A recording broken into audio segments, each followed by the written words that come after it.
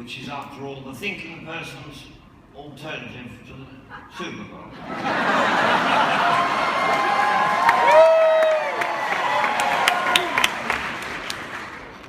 It's a bittersweet moment for us because, although it's our third visit to the Armstrong, and always a great joy, it's our last visit to the Armstrong.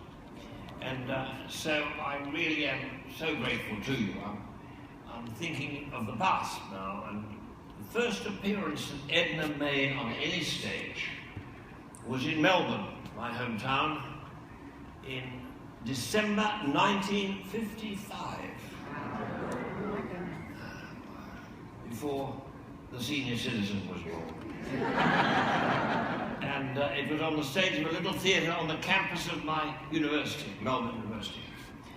And she was a very shy, reticent woman, rather dowdily dressed. She would have fitted in here very well. And after that show, I thought we'd never see her again. They said to me in Melbourne, oh, I hope Edna doesn't appear in Sydney, because she's too Melbourne, you know, they won't get it. But some years later, in the city of Sydney, Australia, they said, well, Edna's too Australian, never do that in England. Never do it in Britain, they won't get it. Long time later, in the West End of London, they said, well, it's all very well, but the character is too British. Don't try and do it in America, because it's widely known that Americans have absolutely no sense of humour. A myth that you have so wonderfully repudiated this afternoon.